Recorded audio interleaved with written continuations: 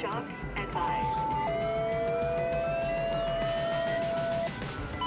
Stand clear. Push shock button. Attack priority 1.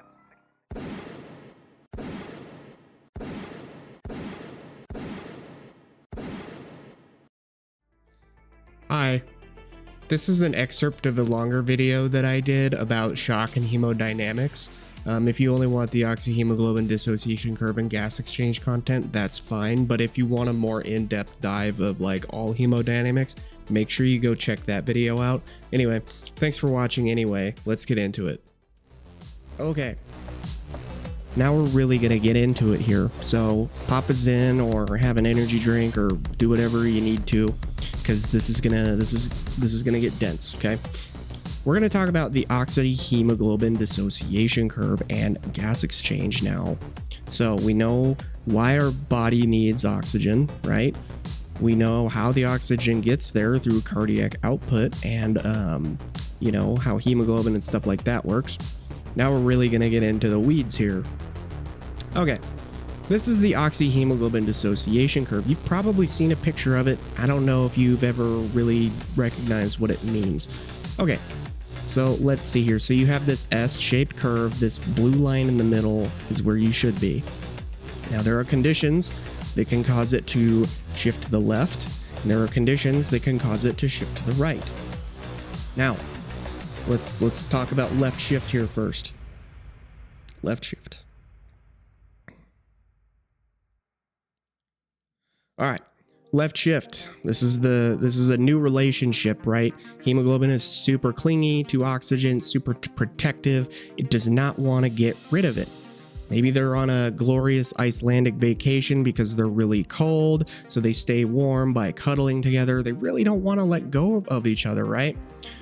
Maybe it's the oxygen's ex-girlfriend, 2,3-DPG, which is 2,3-diphosphoglycerate, just went to prison. So, you know, hemoglobin doesn't have to worry about getting jealous anymore. Or maybe the environment they're in is very alkaline. So they stick together. So a left shift means there is more love between O2 and hemoglobin. They love each other. They don't want to separate, okay? Now, what this practically means is that at the same pressure of oxygen, you're going to get less oxygen released. And again, this can be caused by an increase in pH, decreased levels of 2,3-DPG, or diphosphoglycerate, or a low temp. Now, what is 2,3-DPG? Well, it's 2,3-diphosphoglycerate, and all it does is it alters hemoglobin a little bit. So when there's decreased levels of 2,3-DPG, hemoglobin is more likely to hang on to oxygen. Now let's talk about a right shift. Right shift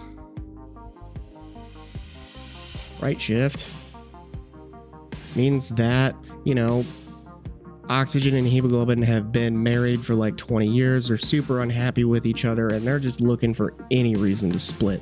Maybe it's because, you know, the environment they're in is super acidic, so the pH is low, right? Maybe 2,3-DPG is back in the picture. He just slid into oxygen's DMs. They're hanging out now. And you know, hemoglobin is just like ready to get it over with and split up. So increase 2,3-DPG. Or maybe, you know, they're on a vacation somewhere. It's super hot. You know, they don't want to be around each other because like they're just, anytime that they're cuddling, it's just miserable. And they want to not be around each other. So that's increased temp. Now, let's talk about 2,3-DPG again for a second. So if someone's like anemic, their body will release 2,3-DPG so that hemoglobin will more readily ditch oxygen. So anemia or altitude. So higher altitudes, your body will release more 2,3-DPG so that hemoglobin has less affinity or less love for oxygen. So right shift means that they hate each other. They want to get rid of each other. Hate each other. Other. And a left shift means that they love each other. Okay? Now, we're going to talk about the Bohr effect in the next slide. Next slide, we're going to get into gas exchange, and it's going to be dense, so I'm sorry in advance, but, you know, what can you do about it? All right. Gas exchange at the tissues. I lied. All right. Gas exchange at the tissues. Okay, let's get into this. This is going to be kind of dense. Keep in mind, you don't need to know every single step, but I do want you to at least understand how this works and how different things are going to interact with each other.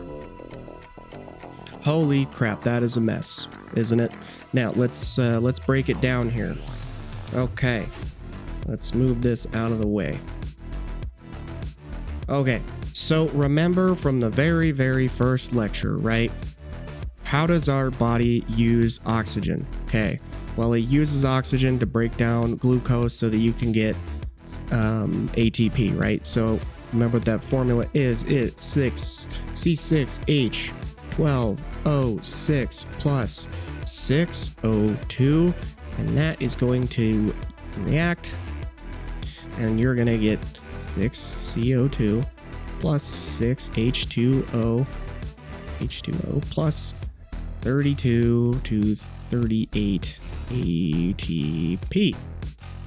Okay. Now, this is oxygenated blood going into the capillary, so just for the sake of, you know, our own sanity, let's just say that it's going that way. And then it's going to drop off its oxygen, and then it's going to go to the lungs and all that good stuff. But let's talk about this. Okay, so some of this waste product CO2 is going to go into the bloodstream, and it's going to be dissolved, and it's just going to be transported as CO2. This is not a lot of it. It's like 3-ish%. Some of it is going to bind to the hemoglobin, and it's going to become this carbonated hemoglobin molecule. This is like 7%. But most of it, like 90-ish%, is going to be converted into carbonic acid, which is then going to be converted to bicarbonate ions. And this, I'll draw it on this one over here. This is the Bohr effect over here. Okay, so let's talk about this. Okay, so remember, like most or some of your CO2, like 3%, is going to just get dissolved in the bloodstream, and it's going to be transported as itself, right? Some of it is going to come in here, and it's going to be converted into that carbonated hemoglobin. So CO2 plus HB gets you your HbCO2. But most of it, by and large, is going to be transported as carbonic acid. And we will get into this. All right. So blood cells are, passing through. They're going to pick up all the waste products from aerobic cellular respiration. So you're going to get CO2 plus water. And then these are going to react with an enzyme called carbonic anhydrase. So CAH. And that carbonic anhydrase is going to combine these two together, and you're going to get carbonic acid, which is H2CO3. Now, your body is like, hey man, what's going on? And then a chloride ion is going to get exchanged. It's going to come in here, and it's going to live here. So Cl minus. And then the hydrogen ion is going to fall off. And remember, all acid is hydrogen ions. So we got an H plus ion over here. And then this now bicarbonate ion, HCO3 minus, is going to probably combine with a sodium ion extracellularly. Okay, so what do we got going on here so far? We have a CO2 and a water. They're coming into the blood cell here. They're going to be added together by carbonic anhydrase to form carbonic acid. This carbonic acid is going to be broken down into bicarbonate, and it's going to leave behind a hydrogen ion. Because your cell likes balance and charge, this chloride ion that's hanging out here is going to come in here and hang out to balance these charges out. Now, once that happens, we have HbO2. This is our carboxyhemoglobin, right? So we got oxygen bound to hemoglobin right here. And then some funky stuff is going to happen. And then this hydrogen ion that the carbonic acid left behind is going to come down here and it's going to combine with hemoglobin. And once that happens, our hemoglobin is going to ditch that oxygen molecule so that it can come down here and perfuse your tissues. Now, let's talk about like the Bohr effect, right? So if there's more CO2 up here, that means that there's going to be more hydrogen ions over here, which is going to lower your pH. And if your pH is lowered, well, guess what? Think about it. Your hemoglobin is really going to want to get rid of that oxygen molecule so that it can take this hydrogen ion and transport it back up to the lungs to get rid of it. Okay, so this carbonic, all right, so we have CO2, we have water. It's going to come down here into the blood cell. Through carbonic anhydrase, it's going to form carbonic acid. This is going to be broken down further. This carbonic acid is going to leave behind a hydrogen ion. It's going to go out here into the extracellular fluid and or the plasma. Because your cell likes to have charges balanced, a chloride ion is going to come in here. And then we got our carboxyhemoglobin over here. This hydrogen ion that got left behind is going to combine with hemoglobin, which is going to ditch your oxygen molecule over here. Like I said, you don't need to know this, but I do kind of at least want you to understand why, you know, having a low pH or an excessive amount of carbon dioxide is going to cause a lot of hydrogen ions, which is going to readily ditch oxygen in hemoglobin, causing a what shift on the oxyhemoglobin dissociation curve? That's right, a right shift. Okay, now this blood cell and this blood cell over here are going to go that way, and they're going to go back up to the lungs. So gas exchange at the lungs. All right, let's get into this one. Okay, so it's basically the same thing that we just went through, except it's in reverse. Okay, so, you know, remember, we got 3% of our CO2 is just out here kind of hanging out in the bloodstream. It's just going to diffuse across the alveoli. We got a little bit of CO2 in that carbonated hemoglobin form.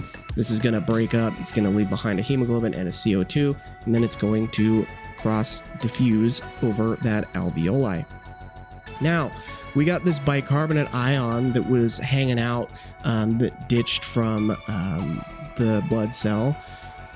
But now, this bicarbonate ion is going to go back into the blood cell, and because remember, your cells like to be charge balanced, this chloride ion is going to leave. Now, in the cell, it's going to get turned back into carbonic acid, and then that carbonic anhydrase enzyme is going to leave behind a CO2 and water, which is going to diffuse across the alveolar membrane. Now, how does this bicarbonate ion become carbonic acid again?